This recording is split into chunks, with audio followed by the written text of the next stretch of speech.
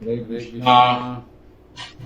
आज का हमारा सत्संग भगवद गीता के 14वें अध्याय का 11वां श्लोक। भगवान कृष्ण कह रहे हैं, सद्गुणों की अभिव्यक्ति को तभी अनुभव किया जा सकता है जब शरीर के सारे द्वार ज्ञान के प्रकाश से प्रकाशित होते हैं। इसी बात पर आज का हमारा सत्संग होगा कि अगर आप सद्गुण में हैं तो आपके शरीर के द्वार ज्ञान से प्रकाशित होते रहेंगे। तो ये क्या है, भगवान क्या बतला रहे हैं, इसी बात को समझेंगे। हमारे शरीर में 9 द्वार है और शरीर को माइक भी कहा गया है क्योंकि ये माया से बना है, मट्टी से बना है। और ये जो मन है, ये मन है एक जुड़ने वाली वस्तु। ये तो या तो वो बाहर के वस्तुओं से जुड़ेगी या फिर भगवान से जुड़ेगी। और मन का स्वभाव है कि वह बाहर के वस्तुओं से जुड़ेगा। और ये जो बाहर के वस्तुएं जब हमारे मन में आएंगी तो इसे इंद्रियों के द्वारा ही लाया जा सकता है। और इंद्रियां 5 है लेकिन द्वार 9 है। 2 आँख, 2 कान, जीहा, नासिका, लिंग, ये जुमला 9 द्वार बताए गए हैं जिससे बाहर की वस्तुएं हमारे मन में आती है, हमें सुख या दुख देती है।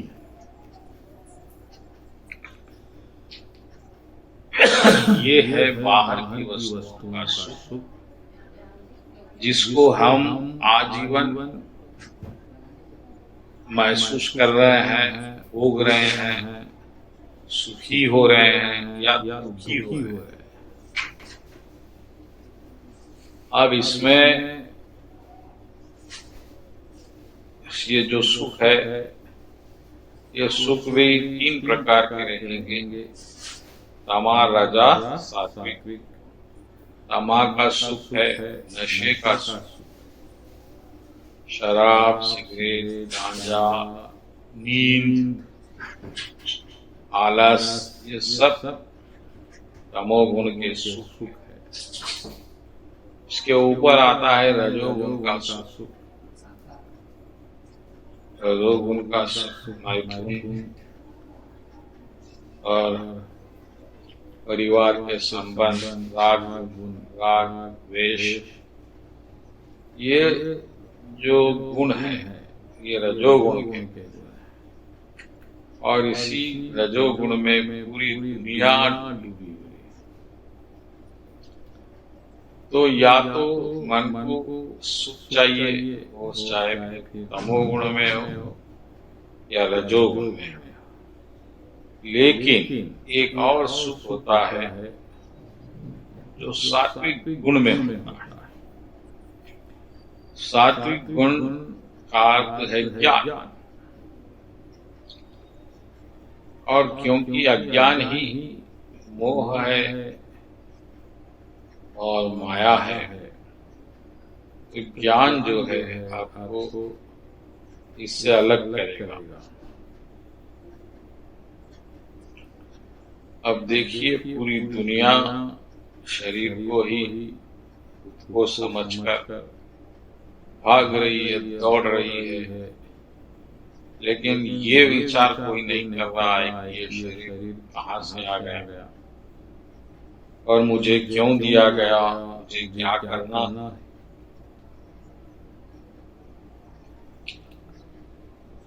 तो ये जो है ये अज्ञान जब ज्ञान में बदलेगा तो आपको एक ज्ञान होगा कि आप भगवान की अनंत शक्तियों में आप एक शक्ति है, एक तत्व है, और वो तत्व प्रभु का है, यानी आप प्रभु के हैं, प्रभु आपके हैं। और इस तरह से आपका आध्यात्मिक जीवन प्रकाशित होगा और आपके शरीर के 9 द्वार भी ज्ञान से भर जाएंगे। अभी तो ये वासनाओं से भर गए, लेकिन अभी ज्ञान हो गया तो ज्ञान जो है ज्ञानाग्नि दग्धा कर्मणा, ये सब कर्म के फल को ज्ञान विनाश करते हैं। यानी ज्ञान की शक्ति आप देखिए, भगवान कृष्ण कह रहे हैं कि अगर आप सात्विक गुण में आ गए तो आपके कर्म और कर्म के फल सब खत्म हो जाएंगे। नैवन किंचित करोषिता, इन्हें फिर आप सब कुछ करते हुए भी अकर्ता हो जाएंगे। और ज्ञान आपके 9 द्वारों में सूर्य की तरह चमकेगा और आपको हर दुख से बचाएगा। ये ज्ञान की महिमा है। और ये ज्ञान प्रकट हो गया तो आप अपने आप सात्विक गुण में आ जाएंगे। ज्ञान के बाद सात्विक गुण में अलग से जाना नहीं है, ज्ञान में रहना ही सात्विक गुण है। जहां आपको सब स्पष्ट दिख रहा है कि प्रभु किस तरह से माया को चला रहे हैं, और प्रभु सर्वव्यापी है, सर्वस्य है, मत्तः सर्वस्य प्रभाव। तो ये ऐसा अगर आपको प्रतीत हो रहा है तो निश्चित आप सत्व गुण में आ गए, और अब आपके पूरे शरीर के जो द्वार है वो ज्ञान प्रकाशित होगा, जिससे आप रजोगुण और तमोगुण अपने आप रुक जाएगा।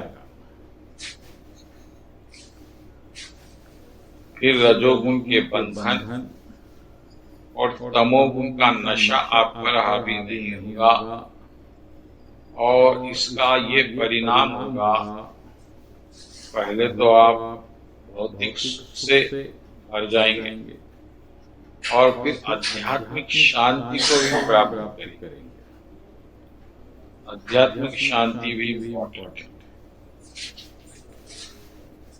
अब सात्विक गुण में भौतिक सुख, इस बात को भी समझिएगा, क्योंकि हम अध्यात्म हो चुके हैं। भौतिक सुख भी हमको अभी विषतुल्य ही है। और बहुत बार ऐसा होता है कि सात्विक गुण के सुख में भी उलझ जाते हैं ज्ञानी लोग, पंडित। लेकिन जो भक्त होगा भगवान का, कृष्ण का, वो सात्विक गुण में रहते हुए भी सुख का परित्याग करेगा, क्योंकि उसका जो आनंद होगा वो अध्यात्म होगा और वो भगवान के स्मरण से होगा। ये एक बहुत बड़ा फर्क होता है। जो भक्त सात्विक गुण में है और जो भक्त नहीं है वो सात्विक गुण में है। जो भक्त नहीं है वो इस सुख में उलझ जाएंगे, भौतिक सुख होगा। लेकिन जो भक्त है वो सुख का अनुभव नहीं करेंगे, क्योंकि उनका रस अध्यात्म हो गया है और वो अध्यात्म रस में ही आनंद।